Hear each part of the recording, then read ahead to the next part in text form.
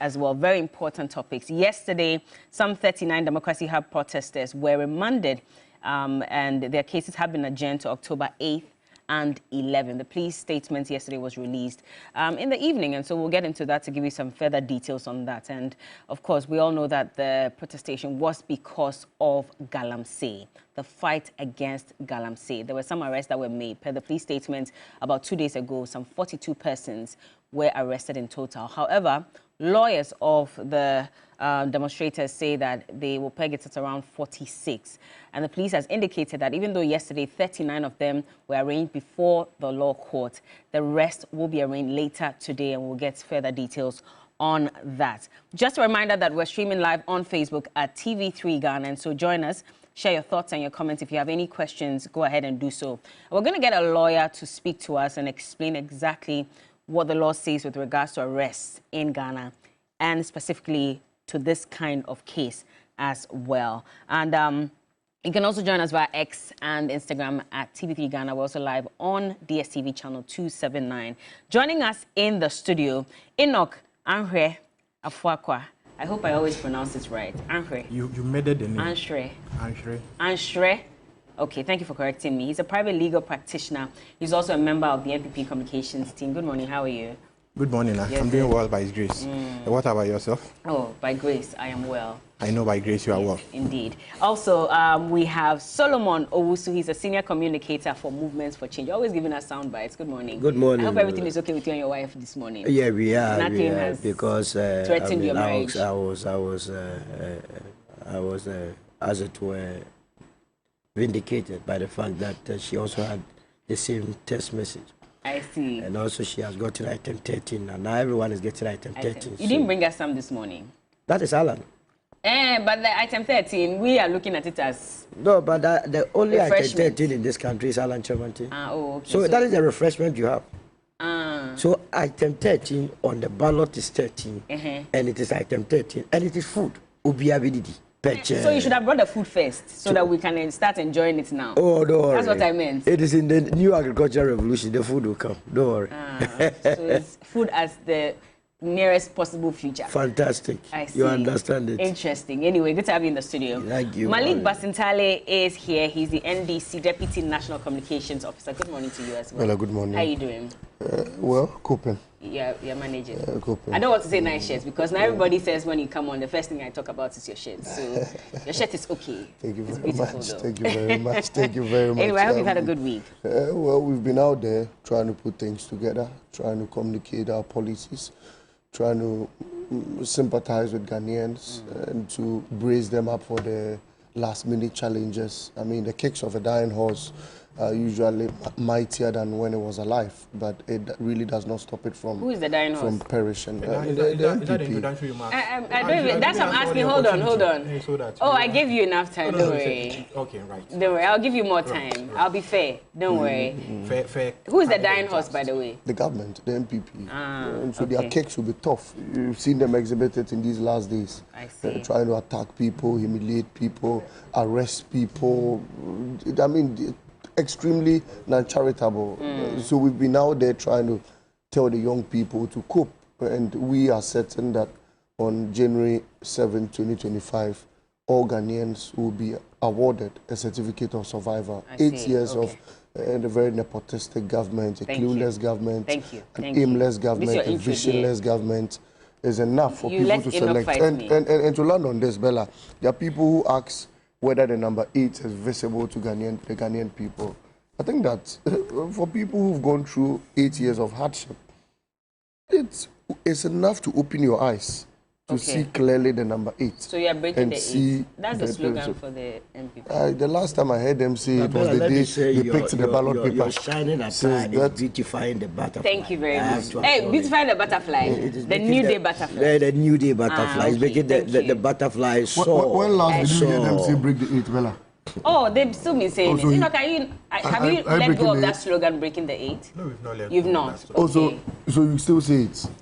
Why not? Also say it. But how does that go in tandem with your number 1 position? So you don't end up confusing your voters The number one is easy to assess. Okay. We are not, no Ghanaian will struggle locating Alhaji Dr. Mahmoud Bawumia, who is the quintessential vice president of our time. Okay. And the most visible vice president in the Fourth Republic. Okay. The vice president through whom over 33 policies of state has been implemented. Okay, thank you very much. Don't worry, we didn't have to talk about we didn't have to talk about the positions. Let's move on. You see, I was relating to the likes of... We'll also have Justice Abdullahi. He's a law lecturer at UPS. He joined us via Zoom. But let me quickly...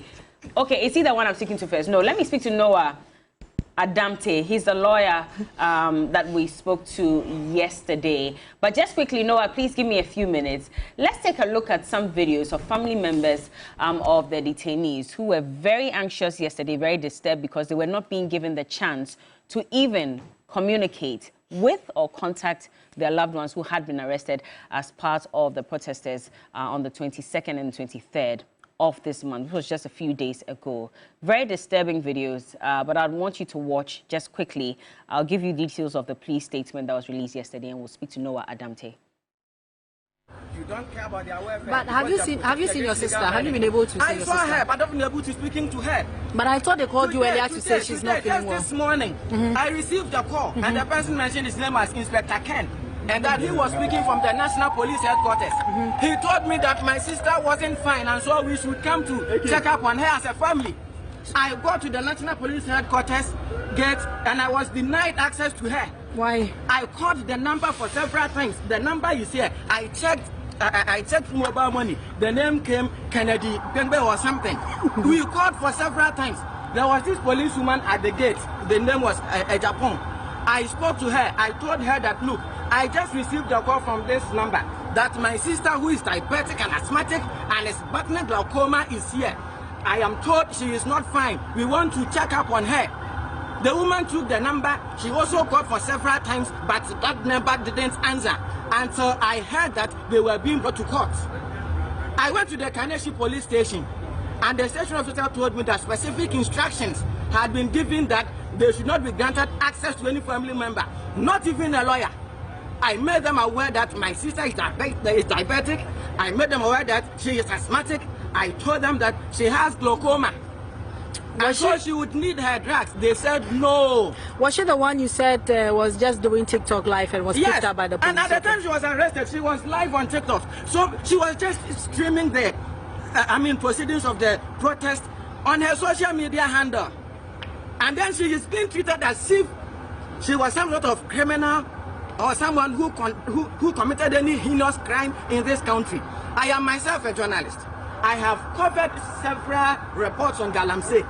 Let me say that prior to the launch of the media coalition against Galamsey, we were holding meetings at the Coconut Grove Hotel 2 weeks on every Wednesday with Mr. Kenneth Ashibi. At the time, Mustafa Hamid was information minister. He was always present at our meetings. In fact, on the actual day when we launched the media coalition against Galamsey, they used some of my pictures and videos that I had taken from Chebi, from Dunkaunofin and other areas. Tell us your name and what happened. My name is Evangelist Winnie. I'm from Easterport. I was just reported. It was just reported to me that my brothers have been arrested. So I followed up today. No, they were arrested on Sunday when they were from 37 coming, and they saw the people protesting. So they went there to snap a picture, and they took the lady who is my brother's wife. She's also pregnant. She's 4 months pregnant. They took her. They took my brother, who is also under operation, taking medicines. They took that one too, and they took my other brother. So my junior brothers too are inside with one wife.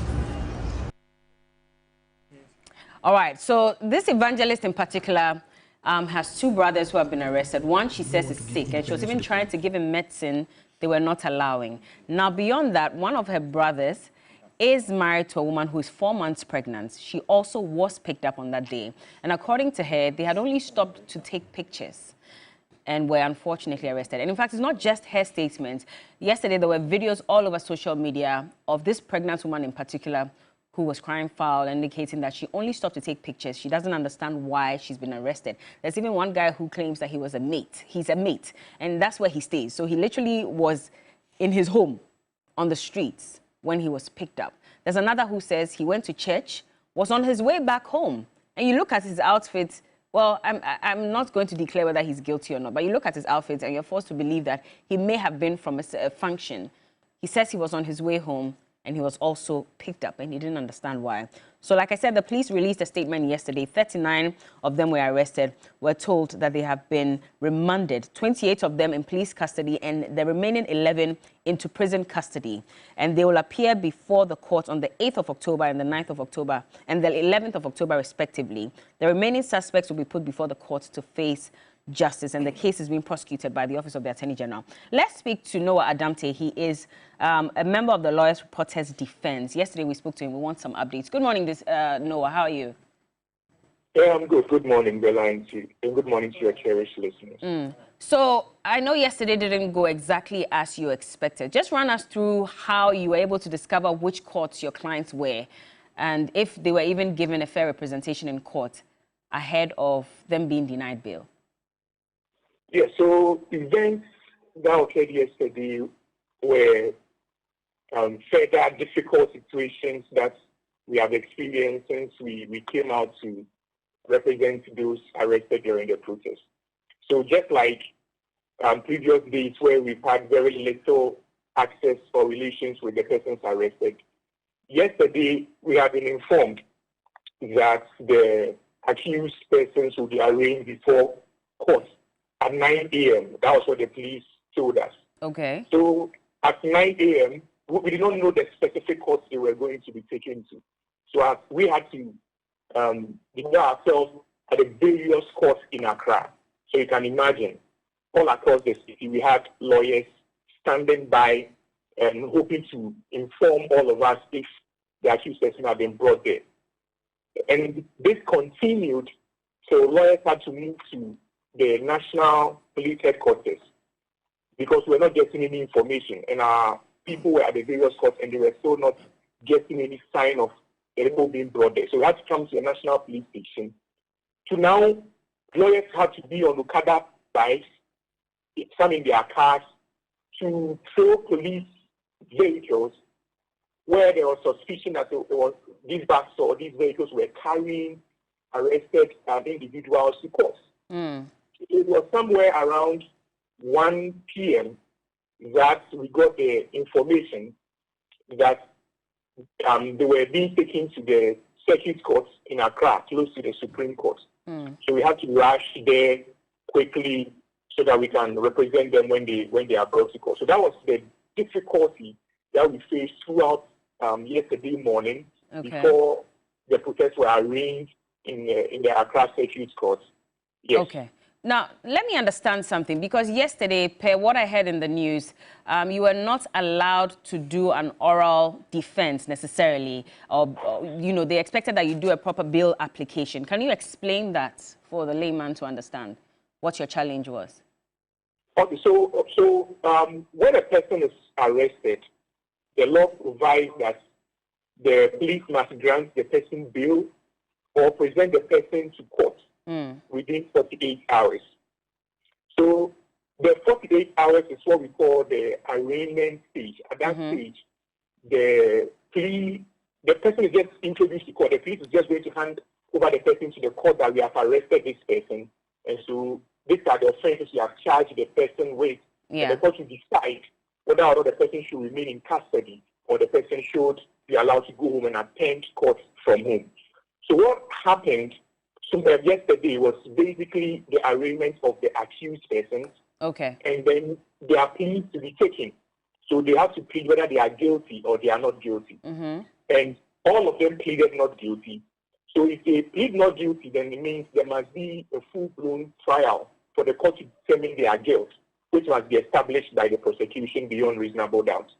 So all of them pleaded not guilty, and then the court, the lawyers of the accused person, we stood up and then we asked the court to orally make a motion for bail to be granted to them. So we were not there to put up a defense as to their guilt or they not being guilty. Yes, and that was not what happened in court.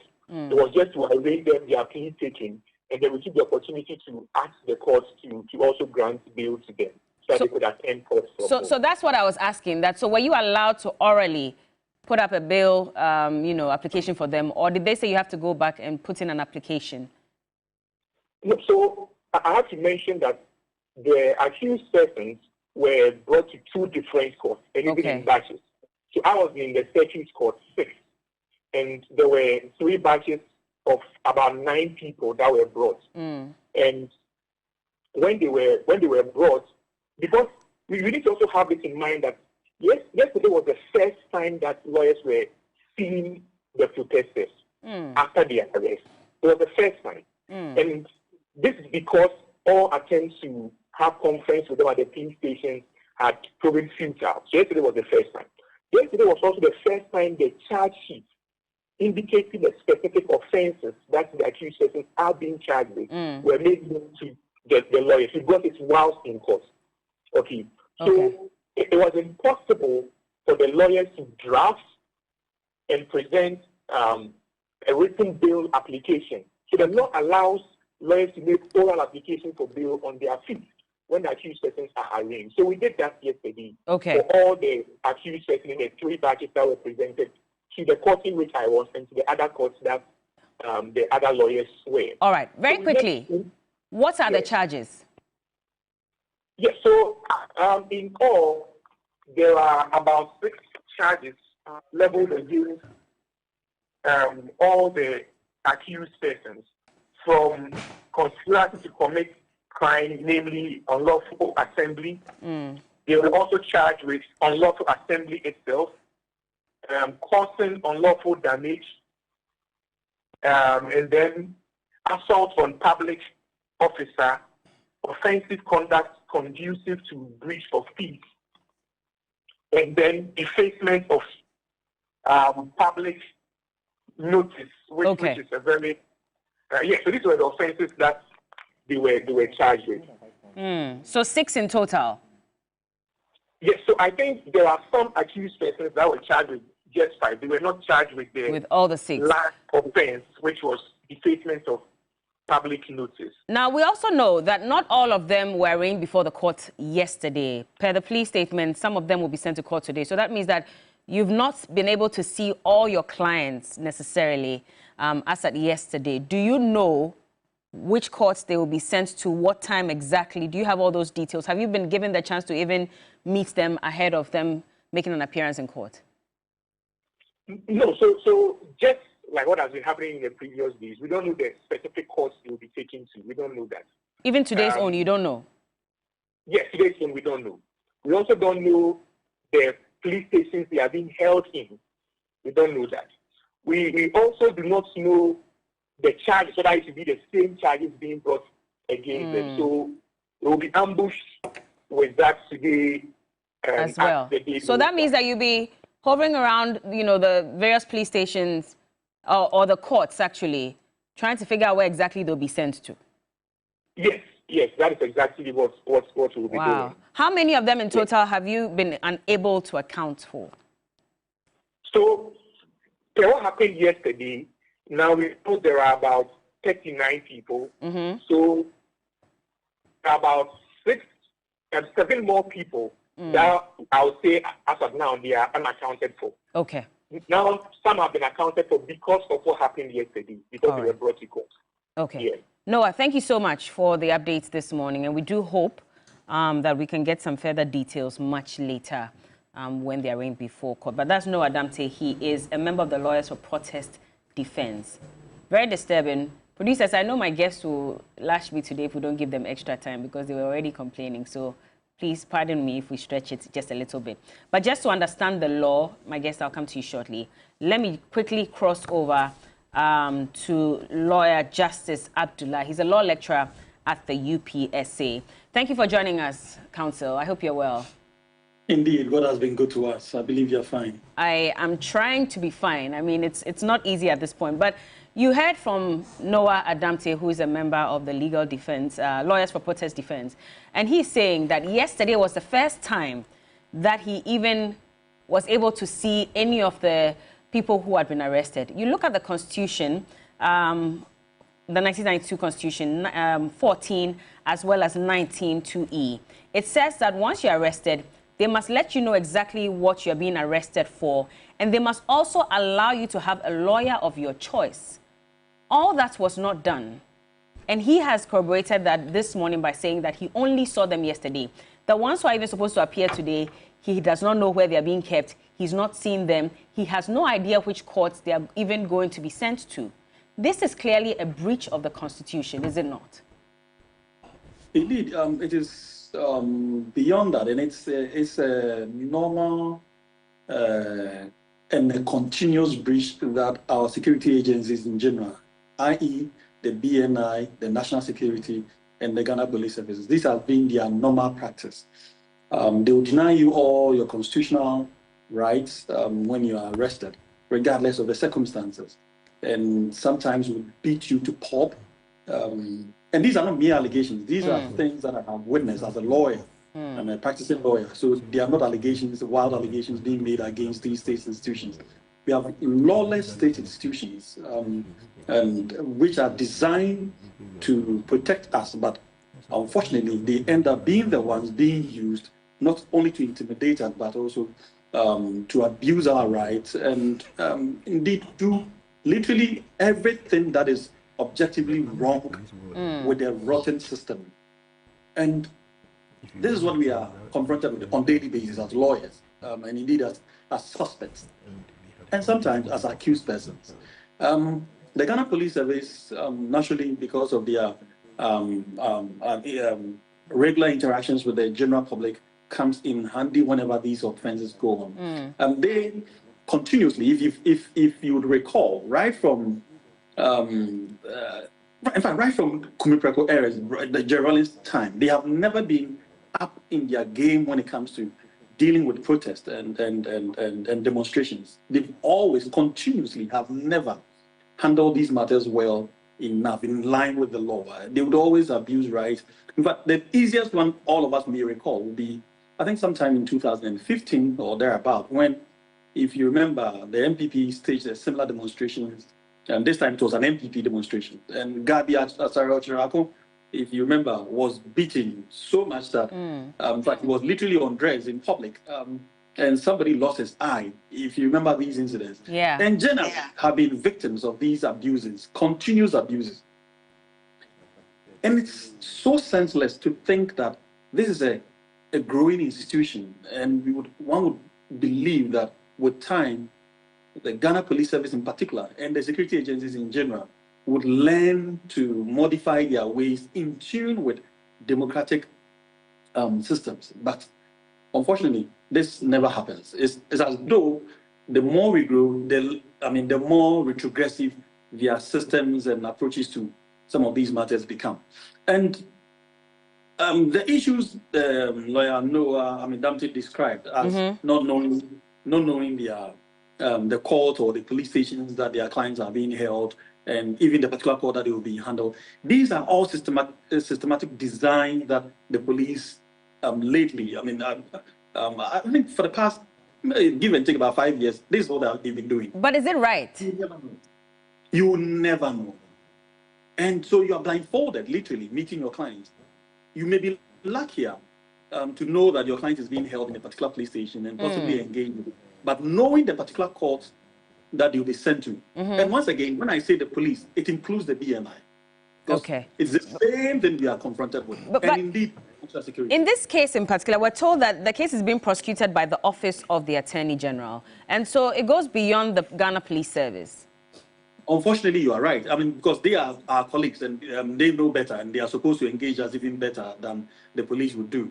But I'm shocked that this actually, they are involved in this particular line of abuses, because really it's not typical that you'd find your colleagues, particularly at the Attorney General's office, misconducting themselves this way. But the police, the BNI, and the national security, this is a normal means of very disturbing. Your accused persons in custody without the involvement or the participation of their lawyers or family members to aid them. It is normal, and it is abusive, it is unlawful, it is not right, and it is retrogressive. All right. We need to condemn this.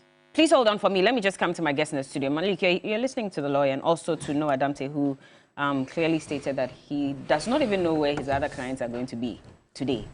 And it's clearly against the Constitution, because once you are arrested, and it says here, 14.2, a person who is arrested, restricted or detained shall be informed immediately in the language that he understands of the reasons for his arrest, restriction or detention, and of his right to a lawyer of his choice.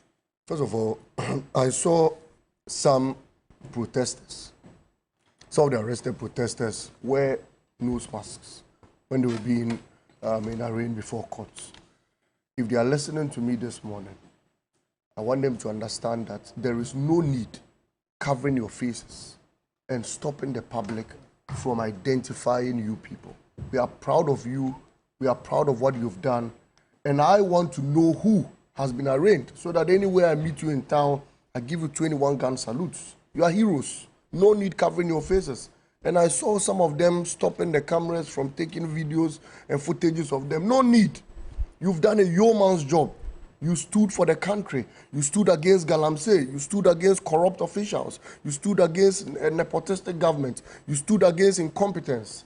And we are proud of you. I, in particular, I wish I could stand this morning and then from wherever they are watching me today, I give them 21 gun salutes. Look, the protesters pulled down political billboards and posters and what have you.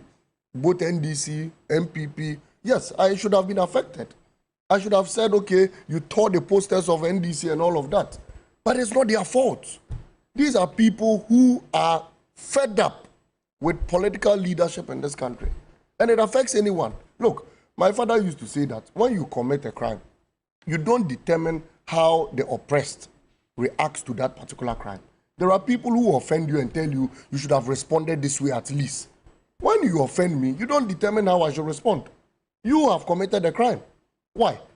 People think that our water bodies are being destroyed. Government officials are deep down, neck deep in Galamsey. And they decide to protest because we are gradually getting to a point where we cannot get clean water. Clean water. People give birth to children with eye problems, all because of the chemicals we put in our water bodies. Even 4 legs. 4 legs. 2 legs. 1 eye. Yeah. Very strange things. And these people decide to protest, and you think, I listened to the MPP youth organizer. He said he was born with 2 balls. I think I watched it on TV. And they were going to face them. And I said, sir, we need 2 balls to arrest the dollar. We need 2 balls to reduce fuel prices. We need 2 balls to fight Galamsey. If indeed you had 2 balls, you use 1 ball to go to the bush and stop Galamsey. Wouldn't to me? Akunta mines destroyed our forest reserves. Condemned over 38 forest reserves have been brought down. In this country, if you are looking for one rosewood, you can't find again. They have collapsed everything. They are mining. Government, why? Party Hiasika. Their party official, regional vice chairman, said the party need to do Galamsey to get money. Frimpong Boateng, was he a member of the NDC? He was the chairman of a committee set up by the president. Unfortunately, he said even the president's garden was being mined. Frimpong Boateng, I know him. He's a credible human being. He's one man, even when Akufo-Addo appointed, he said this man does not lie. My sister was born with Holy Heart. He was the one who operated it. I know how diligent this man is. They said he didn't give enough evidence. He said, the man said he saw with his eyes, not that somebody told him. He was the chairman of the committee. As for his secretary was caught counting corrupt money, Charles Bisiu, on camera, the first man to count corrupt money on camera. But Frimpong Boateng went further to work on Galamsey. Why? And RAF, National Cathedral. And today I would break news on this platform. What is the news? RAF broke into the National Cathedral. He's been arrested. He's being tried. But you see, sometimes we go after the wrong people. Why do you go after RAF? Why do you go after a pregnant woman? A pregnant woman. I listened to someone who said his sister was diabetic, asthmatic, so many issues, had glaucoma, and the Attorney General does not feel ashamed, embarrassed, prosecuting these people. RAF broke into the National Cathedral. Why? His crime was that you, this government, very incompetent, clueless, nepotistic government, have decided to waste over 1 billion in sinking the world's most expensive hole. You condemned high-rise buildings, including the judges today, prosecuting the people. They broke down their houses. The passport office, at the expense of the taxpayer, my money, your money, was used to rent high plush buildings for them. But they collapsed government property worth millions of dollars in this country. Then Ralph breaks into it, and you go and arrest him. Look, the National Cathedral project was suspended in 2022. In 2022, they came to tell us, the story is here. Please go to check the microphone. Yes, I just wanted, today we'll do something on this platform. This is it. The National Cathedral project was suspended in 2022.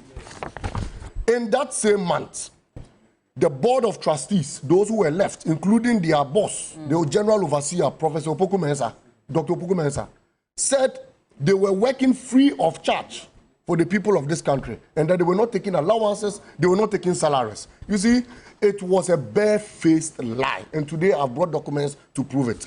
This is his bank statement. His bank, APSA, Tamale. Whose bank statement? Professor Dr. Paul Yao Opoku Mensah, the overseer of the National Cathedral, the general overseer and executive secretary. This is his bank. It's APSA, Tamale branch. Are you allowed to put this out? Yes, I'm putting it public? out. My integrity on the line. I'm Malik Basintali, Deputy National Communications Officer. Take me anywhere you want to take me to. APSA, Tamale branch. The staff ID 1249725. His account number is 07110305573. This is his pay slip. Every month, government pays him 21,134 Ghana cedis. This is it. For what exactly? Nothing. An earned salary. That he is the general overseer. Controller has indicated that general overseer, National Cathedral, for work done as the executive secretary of that whole. So the owner of the whole, the general secretary of the whole, is being paid 20. Here's it, Bella. There's a copy. Go through. This is for 31st August 2024. Okay. That is just last month. Okay. This was his salary. And this is his pay slip from controller. All right. These are different pay slips. This is another one. And this morning, I wish you call him on the line. I want to tell him to his face that I have his account number. I know anytime he withdraws money, anytime money comes in, and that man cannot escape jail. It's not possible. You cannot be paid for work you are not doing. Even the National Cathedral is still a hole. It was a swimming pool. 2 days ago, people were swimming there. And you claim you are the executive secretary, and government pays you through controller, and this is his pay slip. Pay slips. All these years, he's been taking money. The police have decided not to arrest this man. They have decided not to arrest these corrupt individuals who are siphoning monies from the state. They have decided not to arrest the Galamsey kingpins who have caused havoc to the people of this country. They've decided not to arrest ministers and politicians who have stolen monies from the state. And yet you go after a pregnant woman. You go after a man who just closed from church. A minor of 8 years has been arrested. As it stands now, Felicity. They were released. Felicity. The 8-year-old. Felicity. As it stands now, Felicity Nelson, right? We are struggling to even know her whereabouts. She's part of the... You don't know where she is? We don't know her whereabouts. You spoke to the lawyer this morning, and the lawyer was telling you that they still don't know the whereabouts of about 7 people. Okay. You can't even identify them. And the Attorney General and Nanado thinks that it is fun. Yesterday, a young man sat here. Hold on, before you carry on, let me just disassociate myself and the company media general from this bank statement details, because I'm not sure if it's allowed to even put out these personal details of anyone. So I'm stating emphatically that we are disassociating ourselves, myself, Bella Mundi, and media general from this. And Bella, you see, even the man watching this morning, whose details I have put out, if he's a man, this morning you should take me to court, he'll be arrested. Okay. Because from this point, I'm going straight to the special prosecutor. I'm going to Shraj, and he must be picked up before nightfall. You cannot arrest Oliver. You cannot arrest Ralph. You cannot arrest Felicity Nelson and still have Dr. Opoku Mensah on the streets. Okay. When he's being paid for no job done. If I tell you how long it took me to get this credible information, you'll be marveled. But thank God we have it, and we are monitoring them. And there are still about 4 others who are being paid for no job done under the National Cathedral. Right. And in the coming days, we'll bring all those documents Let me move on to Solomon, because, again, this is the statement that was released on the 22nd of September after the police had arrested some of the protesters, and they said that they were arrested because they were blocking the intersection in all directions with vehicles and stones. They were setting fire in the intersection. They were harassing other road users, abusing police officers, banging on vehicles, and playing football in the road. This is the reason why they were arrested in the first place. Now, you look at the charge sheet and all the things that have been listed, and some of them are in there as well. So if anybody describes what they did as unlawful, would you agree with that, or do you side with the police who have listed exactly why these people were arrested? I mean, first of all, that is why we have the court. It is for the court to determine whether or not they have committed any crime. I have no difficulty with policemen and women arresting individuals and saying that they have committed crime, because many a times when they do so and they go to court, the people are exonerated. So, I mean, we can treat it as that. Fortunately, they have lawyers who will be representing them in court. But I want Ghanaians not to lose sight of the fact that we are dealing with a serious issue of Galamsey. I don't want us to deviate. I mean, this can be a diversion strategy being implemented by whoever is at the receiving end. Here, I can call out government, because whatever negative information is coming out goes to affect the credibility of the government, by extension, the credibility of the New Patriotic Party. And mind you, we have only 73 days to election. Why would we move away from the very threat to our existence into an issue of people being arrested and being remanded? Mind you, the speed at which the Attorney General is prosecuting this matter should be the same speed at which people that are destroying our environment are taken through. Are you with me? So, if we are told by the Ghana Water that our turbidity levels now is in the region of 14,000 NTU, and that is not a concern to the judge that remanded them, that I have an issue. If that is not a concern to the Ghana Police Service, but rather putting these people behind the bars is what interests them, then that is their own cup of tea. But I am very focused on why we must deal with Galamsey and deal with it comprehensively without diverting attentions.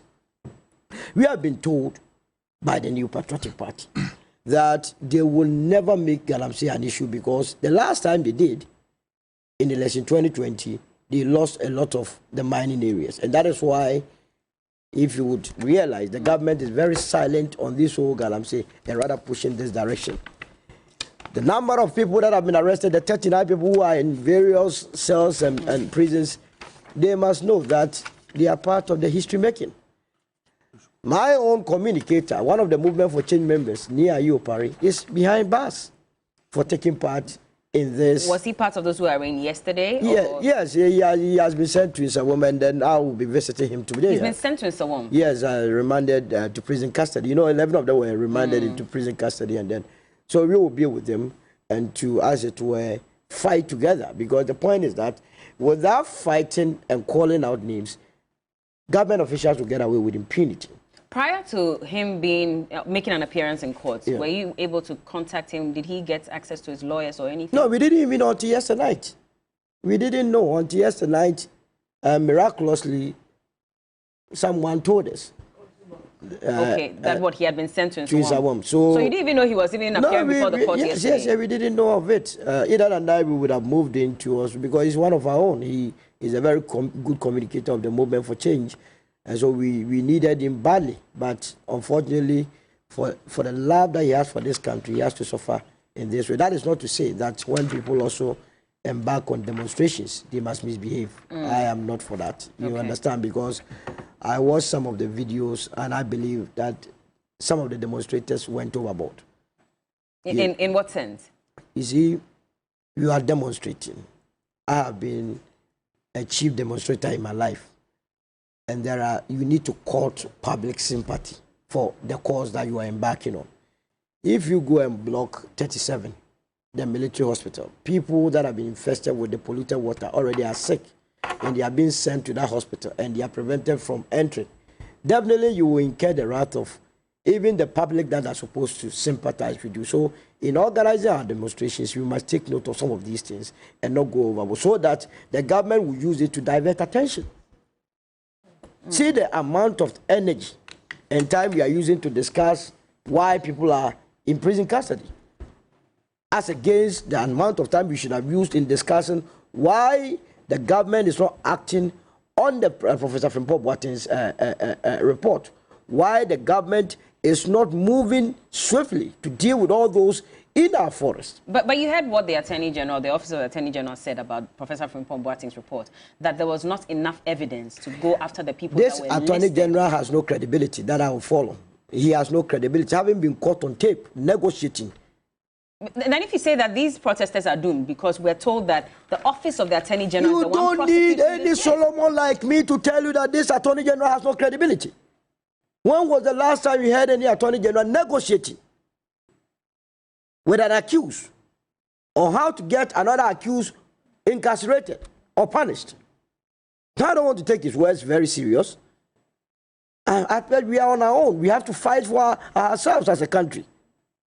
You understand? But you see, the entire institution, that is why, once again, these two political parties going into election 2024, we must not take them serious. We have a country where the Parliament of Ghana, which is evenly distributed, 137, 137. No, hold on. No, Malik, when you were speaking, I was sitting here. No, but you cannot be, no, it's not a matter of you going on. You are not going to moderate this program here. So you go on. Please hold. But do you think I'm going to sit here for you to have to speak even before you come. But you think you are going to show me what you are going to show me how I'm going to communicate here? But how would you finish the point? No. Is he not being fair? Because again, even in Professor Frimpong Boateng's report, there was a statement where he said that there were more NDC members involved in Galamsey. Arrest them. What are you waiting for? So allow him to make the statement. So do you think that if an NDC member is involved in Galamsey, I'll sit here and tell you to defend him? I understand. That's what I'm saying. Allow Solomon to make and his I'll support you arrest him. Allow Solomon to make his statement. But I find it very ridiculous that I'm making a point and you want to interject. What is this? Go on, make your point. Do you think I came here to speak your mind or speak my mind? Make your point. But what nonsense are you talking about? Do you think I'm joking here? Make your point. But what is this about? I'm making your point. You think we are joking here? Gentlemen, please. I am making a point. Make your point. They've allowed you and you are sitting there making noise. Who are you? But who are you? Who are you? Who are you? If you make your point and stop. Don't bring your arrogant posture here. Because if I am going to make a point, but why wouldn't you moderate the program? Please. Go on. Please make your point. Doesn't go on. Malik, you are not allowed to speak. So please, stay quiet. No, you see, I am very surprised that I came here to defend my party. You have spoken, nobody interjected you. I am speaking, and you say you go on. As if I need a permission from you to carry on with my point. No, Malik, why must I give you the opportunity? Malik, why must I give you the opportunity? Go on. You're not being fair. Why is he raising his voice? Who are you raising your voice? Who are you? Who are you? Who are you? Gentlemen, please. You are nobody to be. Listen, we're looking for a solution to a problem. So the last thing we need is for you to disagree. So the issue remains that we have been led by two reckless parties. Remember, prior to 2021, we were not having LI 2462. You understand? That allowed miners to enter our forest. It took, you know, that quantum mining. When they were identified that they were mining in the Tanonimri forest, it took the Parliament of Ghana to pass the LI 2462 to make it legal for people to enter our forest. You ask yourself, who are those in Parliament? Is it not the NDC and the MPP? Why did they allow that to go on? Why would you, for Christ's sake, as parliamentarians, sit in Parliament and allow that, pass a law that enables Galamseyers and miners to enter our forest to go and mine to destroy it? If the president wills, because per that 2462 says that the president is the only one who can give permission to go into these forests. But the LI has been passed. You understand? First of all, the LI shouldn't have passed at the parliamentary stage. They should have shut it down. As for the president, for how many times haven't I come here to tell you that he's deeply involved in Galamsey? The day President Akufo-Addo together with Bawumia will say that they have stopped Galamsey, that is the end. Because Galamsey is not something that is done in secrecy. It's an open adventure. And it also joins what the position of the National House of Chiefs. A couple of days ago, I listened to the National House of Chiefs boss, Ojiaho JB. His position on the matter saddened my heart, that we cannot ban mining because the ramifications on the economy will be there. What he failed to add is what is the impact of the Galamsey on the lives of the Ghanaian? What is the cost to it? So you cannot just talk about the income that the gold is raking into the economy, but you must also add the cost of the Galamsey to the people of this country. And when you do that, we can then know which one is outweighing the other. People are dying, like Riley said, we are giving birth to kids that have 4 eyes, 5 eyes. Does your gold, the amount of money, in any case, what is the impact of the gold in our economy? As we speak, the dollar to the cedi is almost 17 cedis. So if indeed we are raking the benefits of gold, it must reflect in the stability of our currency. But we are not getting that. So we as a country must reset. We must transform the mind and then come to the realization that we cannot be doing politics as usual, but rather get the right set of people into the right places so that the country is managed and managed well. All right, let me bring Enoch in. Enoch, it's quite interesting that you look at the police statement and it says that this issue concerning the protesters is being prosecuted by the Office of the Attorney General. It's interesting how the Office of the Attorney General is interested in a case like this, and yet there have been reports. Recently, the Fourth Estate also put out a report detailing how certain members within the NPP are involved in Galamsey, allegedly. Professor Frimpong Boateng's report is also there. Even that, the Office of the Attorney General came out and said there was not enough evidence to prosecute these people or even investigate the matter. This was coming from the chairman of the Interministerial Committee Against Illegal Mining. We didn't see that much interest from the Office of the Attorney General. Yet, people who are protesting against legal mining that this is destroying our environment are the ones that the Office of the Attorney General is interested in. How do you put the two together? Yeah, thank you very much, Bella. But did I really hear you say the Fourth Estate put out a report that some persons are involved in illegal mining in recent times? Yes. I have the report right in front of me. Yeah, can you read the headline for me? I have the report. Okay, so it says that companies owned by Wontumi, Kumasi Mayor, and others scramble to mine in Ghana's forest reserves. And it details exactly who these people are, what they are involved in as well. It gives all the list. I don't know if you've not seen this report. Yeah, so if you have the opportunity to read the entire report, you will realize that these are companies that have applied for mining leases within the forest reserve in line with the LI 2462 acts we are discussing currently. So it is not as if they are conducting illegality in the forest reserves or they are conducting illegality whatsoever in any other places. Let me read something for you. Because of how politically they are exposed and those kind of things, that's as a result. Let me read something for you. So for Chairman Wontumi, for example, it says that months before the government scrapped the guidelines that limited mining in forest reserves in November 2022, Akonta Mining Company Limited was actively felling trees and digging in the Tano Nimiri Forest Reserve. And the Ministry of Lands and Natural Resources declared the company's operation illegal. The Office of the Special Prosecutor, we're told, is currently investigating allegations. We're not sure what the details are on this as well. So this is even just one example.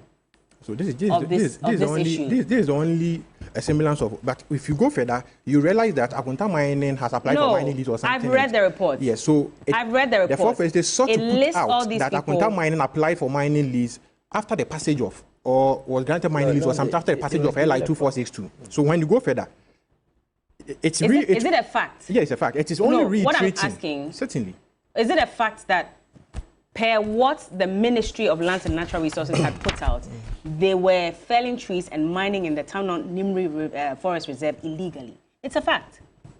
Well, the special prosecutor is conducting investigation, as you rightly mentioned. So let us leave that to the investigators, because I have also read statements from Akonta Mining that there were some illegal miners on their concessions.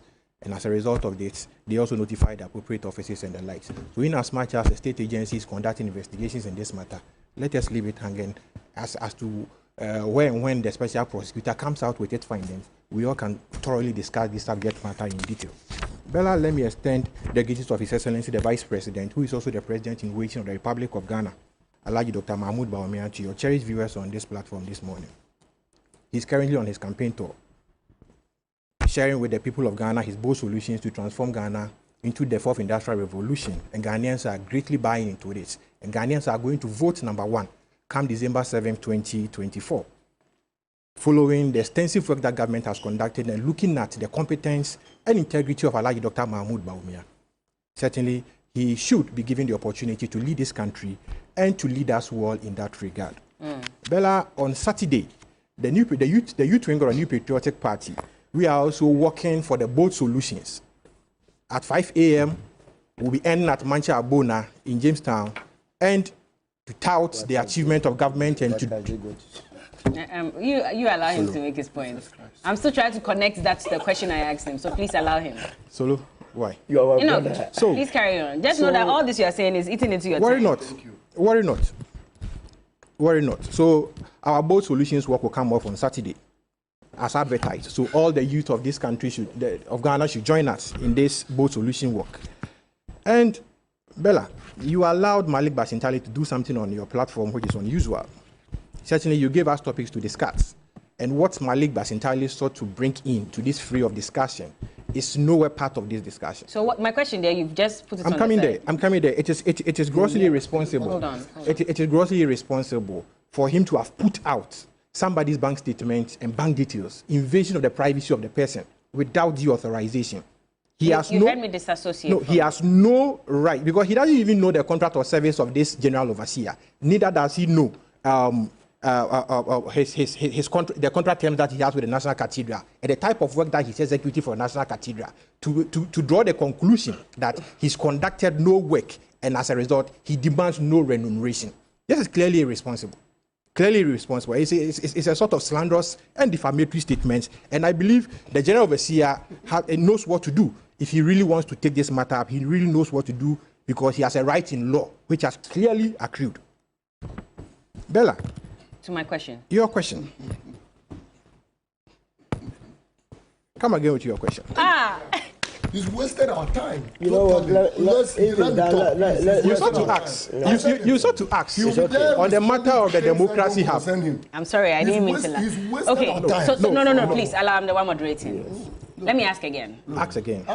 So I'm saying that per even a part of the report that I read from the Fourth Estate, right, concerning people who have been listed to be engaged in illegal mining, who occupy high positions within this government.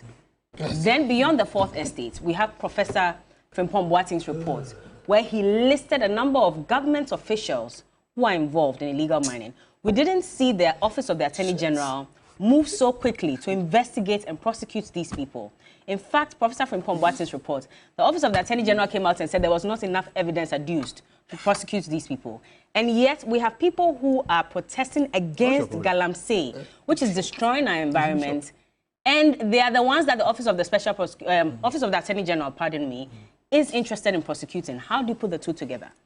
Bella, you have only 2 minutes left because Bella, you've used all your time. Under Article 88 of the Constitution, the prosecutorial powers of the state is inherent in the Attorney General. And the police does what we call delegated prosecution for and on behalf of the Attorney General, because that is clearly the powers of the Attorney General. So the Attorney General chooses which matters that the Attorney General wants to prosecute directly because of the national interest and whatsoever. So bringing in some of these matters that these matters came up and Attorney General never followed up on these matters. You clearly mentioned that Akunta Mining, per your own report from the Fourth Estate, is under investigation at the Office of the Special Prosecutor. There are other matters also before the court where others have been sued on defamation and other statements. Professor Boateng has been sued personally in all these matters. That people are contesting the sort of allegations made against him. Bella, it should be noted that the New Patriotic Party, we are not against lawful demonstrations and lawful protests. In the Fourth Republic, if you want any political party that has demonstrated to be able to ensure that some reforms have been attained in this republic, clearly it is the New Patriotic Party. Talk of the Kumipreko and the likes. But we made sure that these demonstrations were done in accordance with law and due process. We have the Public Order Act, i.e. the Public Order Act ensures that when you want to go out for a protest in the public space, you need to notify the police, the route and all this. There are clear guidelines and there are clear procedures that one must ensure that you follow through before you can embark on a lawful protest. Why should notify the police on their routes? The police, in the interest of public security, the public health, national security and the likes, public interest, and all their rates, can decide that the route in which you are taking will bring some untold hardship on the entirety of the public and will compromise the security of the state. So probably do A, do B, do C. You have the right to also respond to the police in accordance with law, whether you are in acceptance of the directive given by the police or you are not in acceptance of the directive given by the police.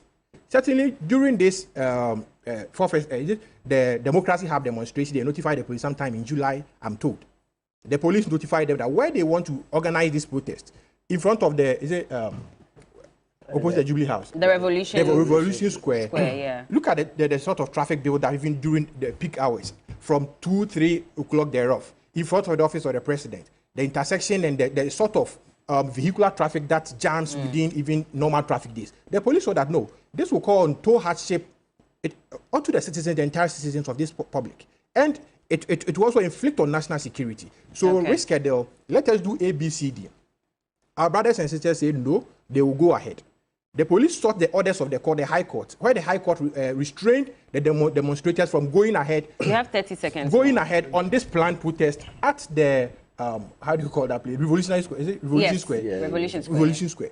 Where the barricades were mounted to prevent them from even going further. You saw from videos that have been put out that the demonstrators were forcing their way through the barricades of the police. Others pulling off the car keys of police vehicles.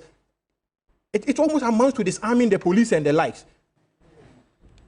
Toppling the coercive power of the state and the likes. Look at burning tithes on public roads. We are calling for proper road infrastructure and the likes. And look at the sort of behavior that were put out by some of these. You saw them burning ties. Did they burn ties? Defacing posters. Defacing posters. But did they burn ties? They were burning some materials. I saw they were burning some. They were burning some materials on tarred road. But you're not sure if they burnt ties. They burnt some materials on tarred road. That's what I'm asking. Did you see car tie? But they burnt some materials on tarred road. So you didn't see car tie? Let me continue. They burnt some materials your time is even up. on tarred roads. You spent majority of your time promoting your party. You know the composition of tarred roads. It contains what? Oil material, bitumen.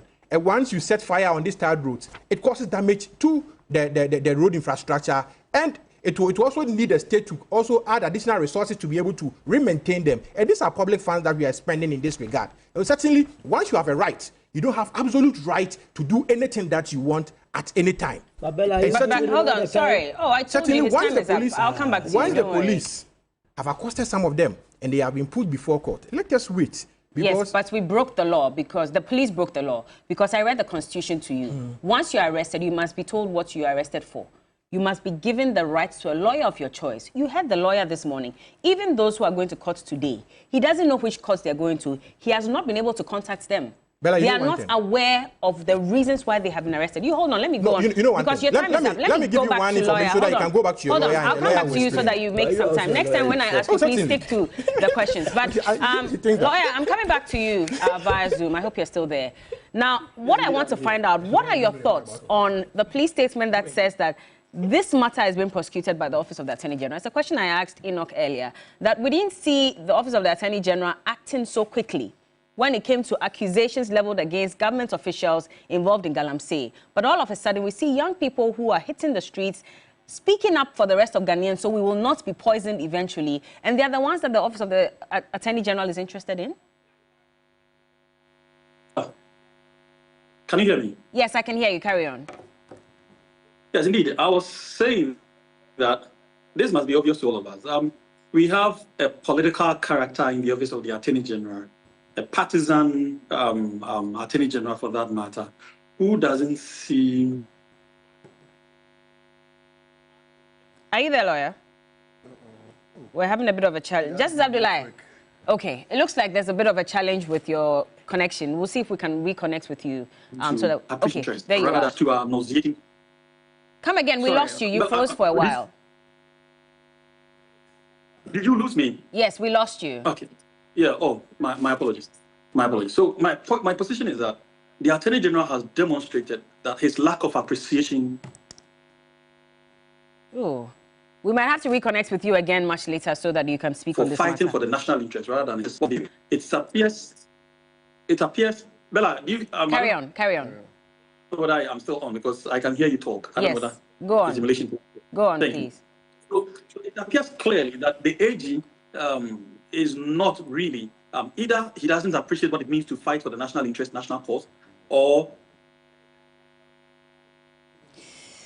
Justice Abdullahi, we'll have to maybe disconnect and reconnect with you again because we're having a bit of a challenge with your your line. So let me just come to Malik Basintale. Producers, if you can kindly work on this for me. Bella, you see, whether the demonstrators tore party posters, they tore party T-shirts, or whatever they did, I don't think that crime is more than a crime of destroying our water bodies. I don't think so.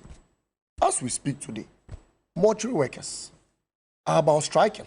Mortuary workers are about striking. Yesterday, freight forwarders in Tema embarked on a demonstration as we speak. As we speak now, Guta has been threatening to embark on demonstrations almost every week. Last month, teacher trainees were on strike for more than 3 months and they were seated at home. Lots of other government institutions continue to strike on a daily basis. And all these people came on the streets to do was to tell government, your government, Afokwa, that you need to be up and doing and you need to stop the incompetence.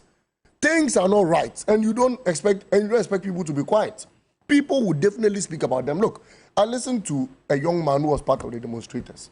He said his bonds had been restructured and he was unable to even access his monies in his account. And a 67-year-old woman was picked up also. She is a pensioner bondholder who has decided to demonstrate. For the first time in the history of this country, during a particular demonstration, the former Chief Justice herself came on the streets to demonstrate against the party that appointed her and made her Chief Justice in this country. And you think it is child's play? Look, Afokwa asked about the scope of work. And he said it had nothing to do with the topic. Raf is being charged. Go through his charge sheet. You are a lawyer. You should know this better. Go through the charge sheet. Invading public property. It's part of the charges they labeled against Raf. This is the pay slip. On the pay slip, you have what they are paying him for, and it's under grade. When you come to the grade section, you see the overseer of the National Cathedral. And Bella, I have challenged you to put him online. I'm in the studio. We are trying. Yes, call him and put him online. I mean, whenever I bring documents, I don't bring documents to hide under a table. I'm seated here. Put him online. It's up to him to also want to speak. Absolutely. He's the general overseer of this. He should explain to us why he takes an earned salary and why he's being paid for even a project that has been suspended every month. Look, August, 31st August, they paid him 21,134 cedis. In July, 31st July, he was paid 21,134 cedis. These are the scripts, all these pay slip. And look at what they said they are paying him for. Overseer of the National Cathedral. What does it say at the top? It is here. From Dr. Paul Yaopoku, his staff ID 124. Please don't mention no. Okay, no problem. So let me hold on with that. Don't worry, I'll put that on my face. Producers, if you can reach him or his lawyers reach him and put him online immediately. I'm in the studio. So that we also and you see, sir, give a fair representation of what's going on. Dr. Paul, wherever you are watching me from, it is sad, but you will have to account for this. We cannot, these monies cannot go down the drains. Mr. Akufo-Addo is complicit in this crime because he appointed you. And look at where the payment even comes from. So you are saying that these are the people that should be investigated. These are the people that should be arrested immediately and prosecuted. For receiving salary. For receiving an earned salary, for no job done, for receiving salary for being the CEO to a whole. For receiving salary for being a CEO to a swimming pool. So what if later they bring you details as to why he's receiving the salary and it's genuinely earned? What if? What detail could be bigger than knowing that he's the CEO for a whole? Have you gone beyond this document to investigate? I said this here. It's not hidden. No, look at it. I understand, but beyond this document. He's paid for this. He's paid. Look at it. I see, but I'm just saying that beyond this document. Overseer of National Cathedral. It has been established. No, I understand. 1 minute. But prosecution just so for him. We also do not defame someone. Let's solo read it. Cathedral. Yes. Solomon, you have to be careful. I'm not sure you want to be cited in any. I am only reading what I've given him. Oh. And this is it. By the way, why would you want to intimidate me with court issue? Intimidate me with court issue. I'm not intimidating you. I'm just saying that. This, Bella, what we are saying is that you've arrested a pregnant woman. You arrested a 67-year-old woman. You've arrested Ghanaian youth who are expressing and demonstrating their displeasure. Yet, the true culprits, the criminals who have been receiving an earned salary for no job done, salary for being the CEO of a hole, salary for wasting $1 billion to sink a hole, demolish high-rise buildings, have been left off the hook. And they are the people who sit in Land Cruisers and smile, and the police rather protect them.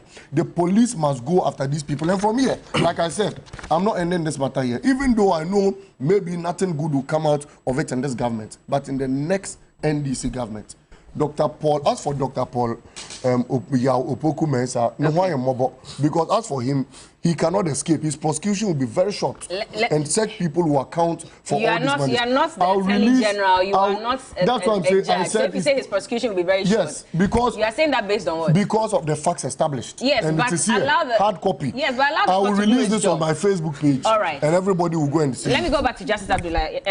Solomon, please hold on. Let me just go back to him. We've been able to reconnect. Justice, we're coming back to you on the question I asked earlier. Yes. So, Bella, I think what we need to appreciate is that we have an Attorney General who does not seem to understand what it means to fight for the national cause. He lacks an appreciation of the national interest.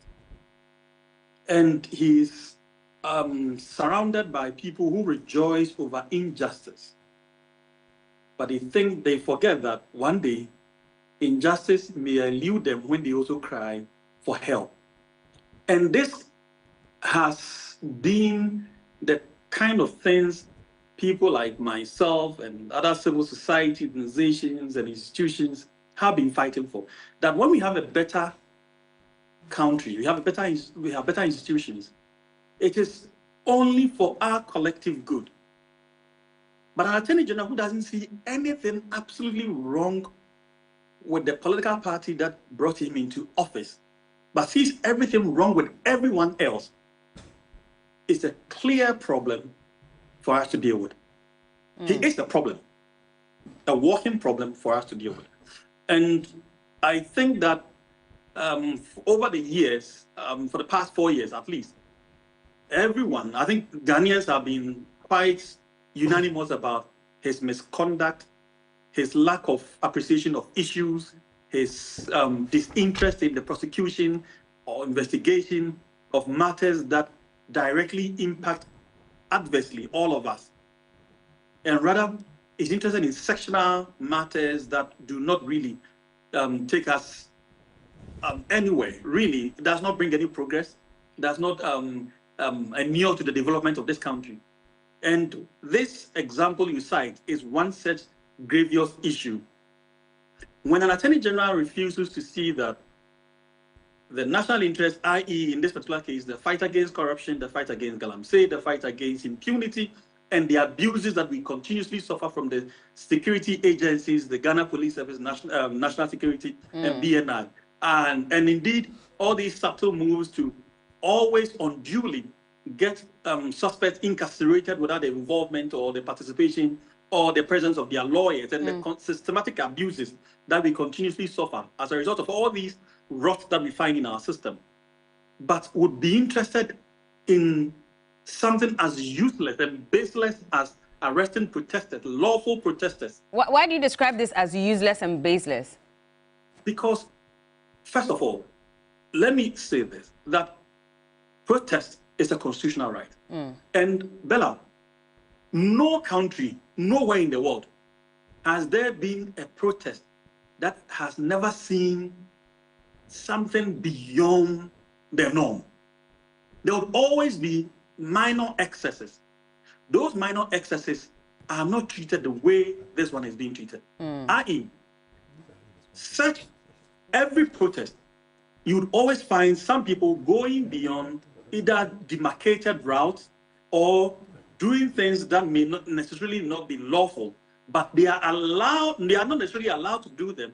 But when they are, when the police or the security agencies become aware of these, what they do is to rearrange them, is to ensure that the people comply with the ground rules. This is what happens. Where arrests are made, they are made not with the intention of prosecuting or persecuting. They are made with the intention of stopping the continuous abuses should they persist after the person have been alerted that this was wrongful. or this was not supposed to happen. This is what happens everywhere in the world. Is that not what happened in this case? Indeed, it is the reason, Bella, that when Gabby was beaten to pulp about 8 years ago, we all condemned it. It is the reason for the condemnation we launched out to the Ghana Police Service when journalists and other individuals were abused simply because of their participation or coverage of protests. It is the reason why we continuously engage the police service to see how best to interface with protesters. The idea is never to prosecute them. Painting or defacing are just normal part of what you'd find in everyday protest. So they shouldn't be prosecuted for these offenses? No, my point, you don't prosecute them. If you do these things, you rather end up gagging democratic institutions and individuals from expressing themselves. You end up systematically intimidating everyone, and in the long run, what you will find is a nation ruled as robots. Nobody is able to say anything. Whatever the powers that be intends us to do is what we all do. Now, but that is not what democracy is about. Now, in this case where they've also been denied bail, and so we're told that there are 11 of them who have been sent to prison custody, and then the 22 others are in police custody. How can this be remedied? Because, again, we're looking at the situation where these are bailable offenses. So it goes beyond being bailable offenses. It tells you how the system has been structured simply to deal with these people. That's why I call it persecution rather than prosecution. Because clearly these people are not being treated fairly. They are being treated as pure and ordinary criminals rather than being treated as Democrats who are only doing what is good for all of us, not for a section of our society, including the very judges presiding over the matters and the police themselves. What these protests are doing, they are not doing it, Bella, for Justice Abdullahi, for TV3. They are not doing it for NDC or MPP. They may belong to political parties, but I see these people as Democrats fighting for our collective good. Why? Because what they are fighting for is not a fight for a particular political party to come into office. They are simply saying that stop Galamsey. So Justice, let me ask you this. So we want to understand the way forward now. Their next appearance date has been set for October 8th and 11th. However, per the law, there's an opportunity to push these dates forward so they can apply for bail, right? As for application for bail, can even be made today. Okay. But guaranteed, you'll deny the bail. And this is why I would rather call for the Attorney General, if he's watching us, or if he's even privy to any of this, because sometimes the office may be doing this without the person himself being aware of it. If he's privy to this, it is my affliction. Indeed, it is my urge on him to, at this moment, immediately enter a nolle prosequi for these people to be immediately released. Why? Their continued incarceration and would not serve any useful purpose. What is the benefit to us as a nation? What do we gain? Because really, Bella, otherwise, what we may end up finding is that these people will go to, they will come back in 2 weeks' time or 3 weeks' time, and the judge may still not find a good reason to admit them to bail, in which case they will continuously be in custody.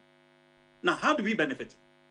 Tell me how the nation benefits in doing that. At least if you can remember the words of the former, the minister, Osaf Mahfoud, when he interrogated, in fact, he actually literally asked all of us, what is the benefit in prosecuting Aisha 1, who was arrested for not only breaking our laws, but also engaged in Galamsey? And his answer was that because China was giving us a loan. Now you're talking about people who are dealing with Galamsey. We are talking about people who are fighting against the destruction of our environment. And you have arrested them because you said that they defaced the poster. Justice, Solomon, give me just 1 minute to ask Justice one final question. So we have a pregnant woman. She's 4 months pregnant, and she says that she only stopped by with her husband and his brother to take pictures. They were picked up. There's another gentleman who also says that he only went to church, was on his way home, he was picked up. Another says he's a mate. he actually lives where he was picked up. So he literally lives on the streets, basically, which is what he was saying. What does the law say about, especially women who may be pregnant, and whether they can get bail or not? All right. Just briefly, so I can go to someone. I am very certain that because the lawyers were not there, this fact was not brought to the attention of the trial judge. Because if she was aware of this, there's no way she would have added her. But this is what they did. This is why I call it a persecution. They simply bundled everyone together without even screening. The police did not screen any of these people to even identify or even listen to their versions of what actually took place, whether they were part of the protesters or not, whether they were seen engaging in any illegality or lawfulness or not. None of this was done. So they were simply just arresting everyone. It was like a soup. And then they brought everybody to court. This is exactly what happened. Indeed, if you were passing by, you could have been arrested. And this could have happened to you without even being involved in any of these matters. And that's what these people have suffered from. And so it is the reason why, Bella, I keep insisting that the Attorney General must, as a matter of urgency, enter and only prosecute all these persons to come back home. And that would rather advance the cause of our democracy rather than taking us backwards. It's needless, completely needless, it's useless to have them persecuted. There's no gain in doing this. All right, thank you so much, Justice. Thank you very much for speaking to us. Solomon, so I have a message. This is from Mr. Kaka Esamwa. Esamwa, yes. So he says, good morning, Bella. I'm intrigued by the submission of the representative for Movement for Change. In Parliament, you require 2/3 of members of the entire House to overturn a subsidiary legislation. So the NDC MPs cannot be blamed for the passage of that law, full stop. I don't want to go there, but I disagree with Kekra Samwa entirely. Because, you see, who is the Speaker of Parliament? Is it not Agban Bagbin? The Parliament not consist of majority of NPP people, yet the NDC members or the NDC as a political party were able to convince some NPP members to agree to the choice of Bagbin. So if they were able to do that, it means at all material time, depending on your persuasive skill or how you see things in order to convince the other side, you can get them onto your side. So it does not follow through like that. Else, there wouldn't be any bill that would be passed in this parliament. But because the other side, the people from the MPP parliamentarians are able to put up convincing argument to the other side, most often they go with them. On this occasion, I disagree. Because I believe that the minority NDC should have been able to convince the MPP people, MPs, not to go with this legislative or LI 2462. As it is standing out, it is not good for the country. And I agree with Arocha when they also embark on their demonstration that indeed that law must be revoked and revoked immediately because it's not serving any purpose. What is the point in passing that LI when it is leading to the destruction of our forests? So, Senior Kakra Samoa, yes, you may have a point, but on this occasion, I disagree. I disagree. It's not good for the country. I see. Yes, to go into the matter. You see, I'm giving you time. Like, this is even 1 minute. I have been sitting in this studio. I'm listening to you. Please carry on. It's okay. In the comfort of his office and telling them. You were calculating. You when I gave 5 minutes, you used 4 minutes to talk about let Solomon speak. Let me say that this whole prosecution is being done with the able assistance of the New Patriotic Party. They are the ones pushing this whole agenda just to divert the attention of the public from the Galamsey menace. That is all to it. That is why I am entreating Ghanaians to just relax on these. As for them, these demonstrators, they will be released. They will not die. They will come out. But let us focus on the Galamsey. Let's pray they don't die. Because you heard from the gentleman who says he's been prevented from even giving his sister medication. If anybody dies, the country will turn. The country will turn. You just watch it. But nobody will die. They will come out and still continue with the fighting. We are some of us are planning Operation End the Foolishness on the 11th of November, where we will enter the forest. You don't want to be in Accra. We want to enter the forest and let the Galamseyers kill us. It is better to die for a just cause than to sit down and drink poison and die. That would be cowardice.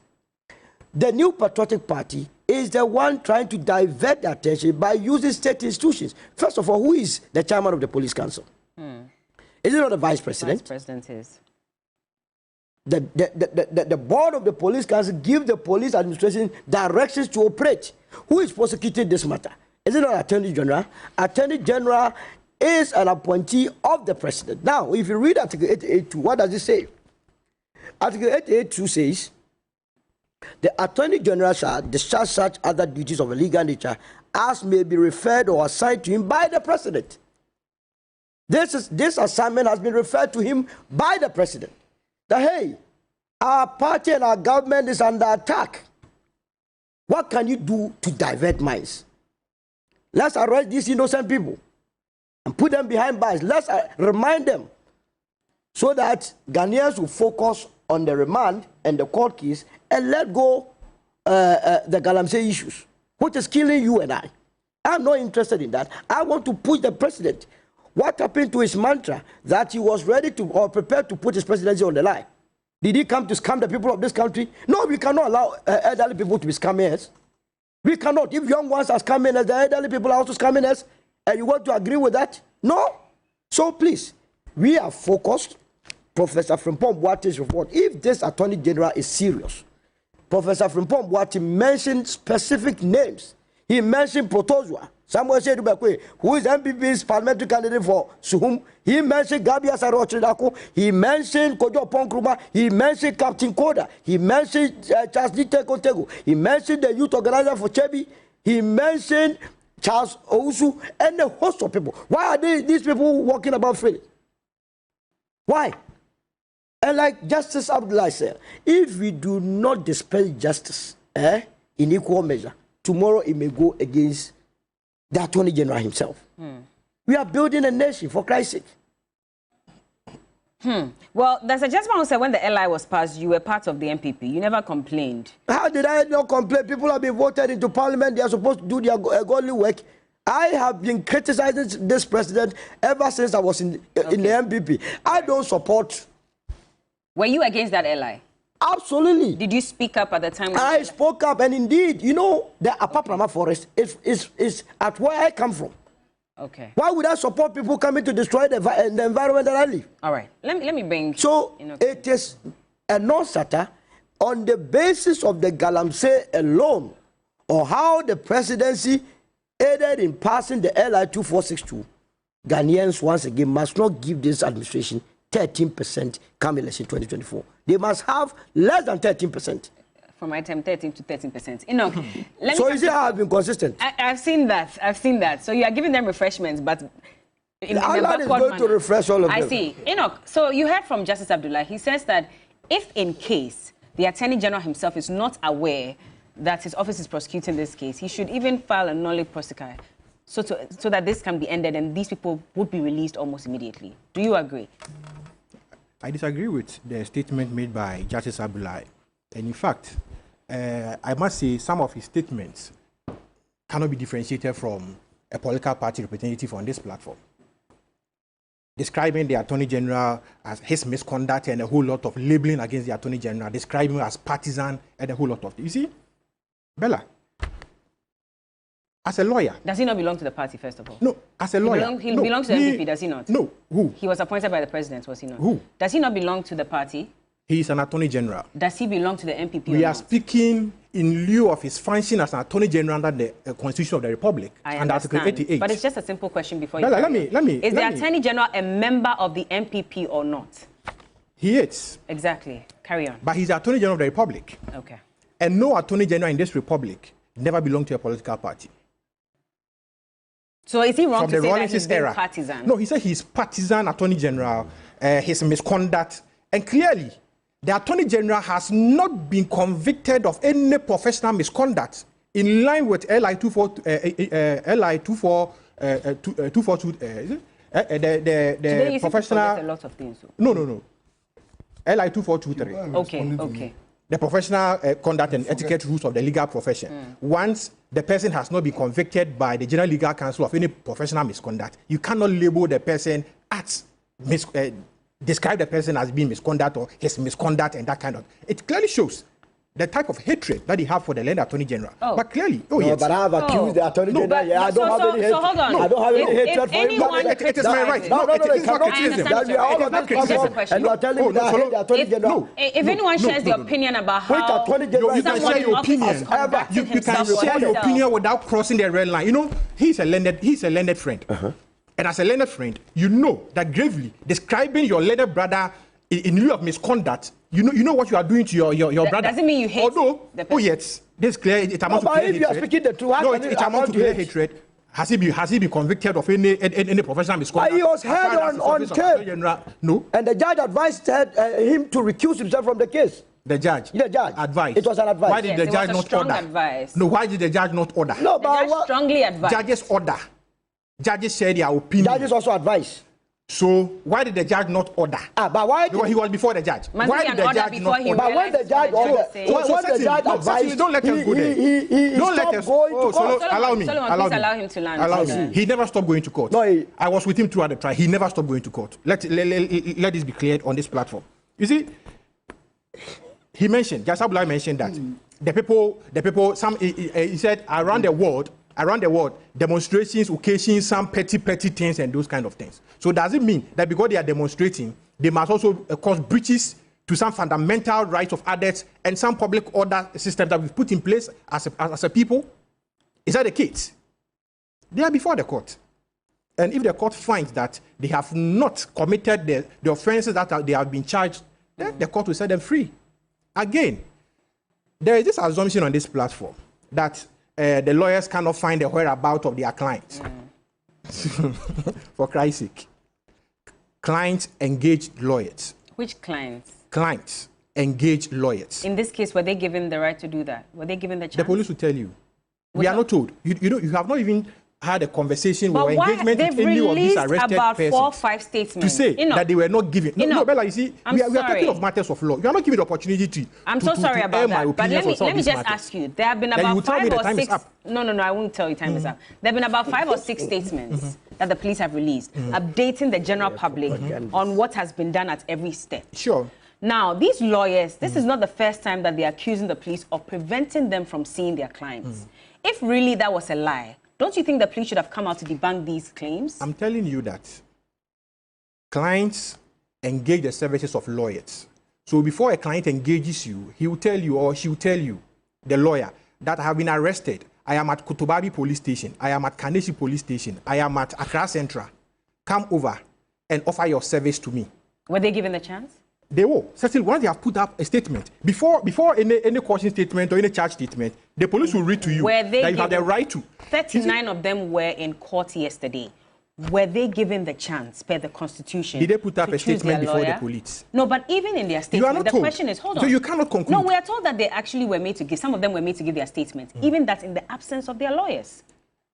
You have the right. The police will I am a lawyer. I'm telling you the basis of law, what the criminal procedure is. Please tell the me. Police, in taking your statement, will inform you your right to choose a lawyer of your choice.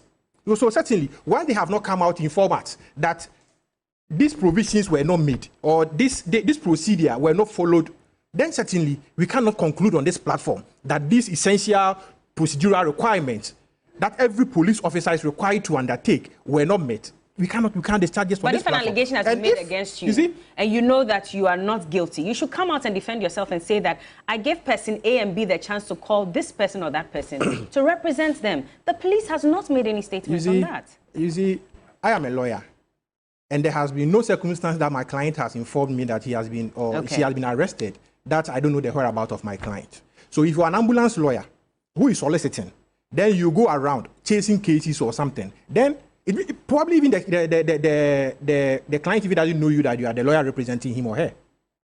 Probably somebody called you in that Charlie, one of our guys have been arrested, so go and defend the person. All right. So probably a lawyer must be engaged formally by the client. And once the client engages you formally, the client will inform you of the whereabouts of the client.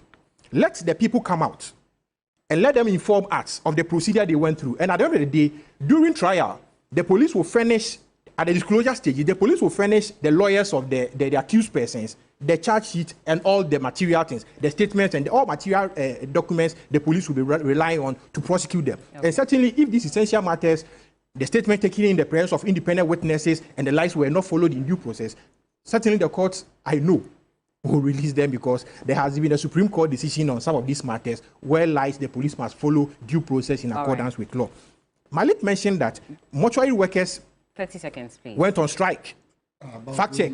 Mortuary workers went on strike not against government but against their service providers, those who engage them. You know, most of these private mortuaries, some of them are paid 300 Ghana cedis a month. He mentioned again that freight forwarders were demonstrating. It is true, freight forwarders demonstrated, but freight forwarders demonstrated against shipping lines, not against the government of Ghana, because shipping lines do not go by the Bank of Ghana rate. If the Bank of Ghana rate is say 15 Ghana cedis, they will be charging 16 Ghana cedis, or their commercial rate that they desire. That is what the shipping lines were complaining and demonstrating against. So it is not against government of the Republic of Ghana. We are in an electioneering year, and we know that people will be casting aspersions, innuendos, and be labeling government just to get unfair advantage in the electoral process. And certainly, the Ghanaians have seen light, they have seen day, they have seen darkness. All right. And certainly the Ghanaian... Which one is the darkness? Let me read something just quickly. The time of the Mortuary Workers Association of Ghana. Hold on. Pure darkness. I'm wrapping up with this. So the Mortuary Workers Association of Ghana has served notice to the government, citing deliberate neglect of their demands. Bella, read it again. Hold on, please. Allow me to do my job. Fact check. So hold on, please.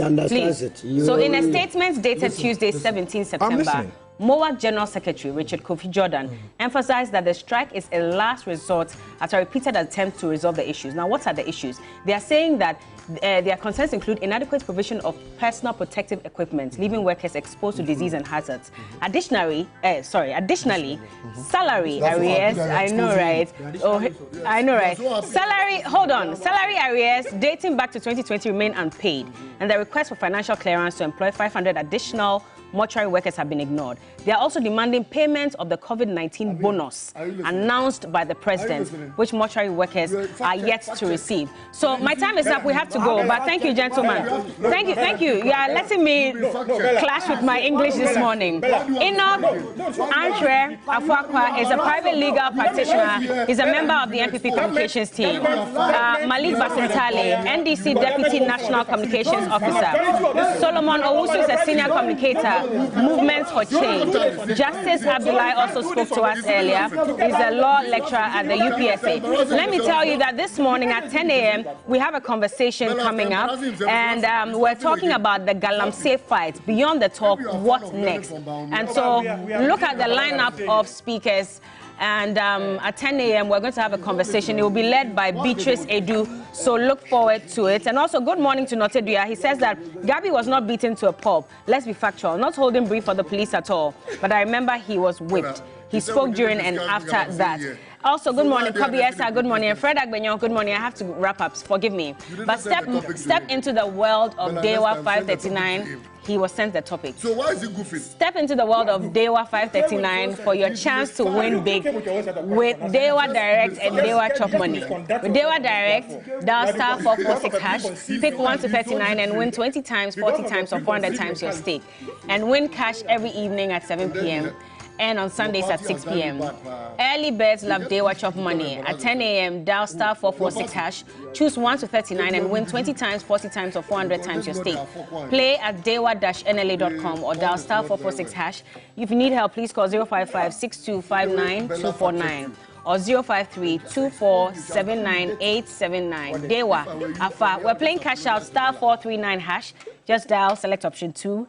And win some cool 1,000 Ghana cedis. We'll be right back. Thank you, gentlemen.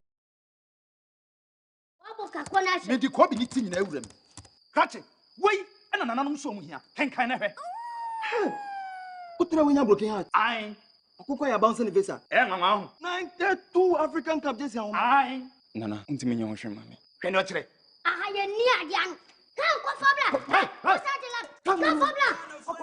making money shouldn't be this hard. Just reload and win cash in the Telisa More Money promo. Win daily and weekly when you reload your mobile and broadband bundles. You can win up to 30,000 Ghana cedis weekly or the 1 million Ghana cedi grand prize. The more you reload, the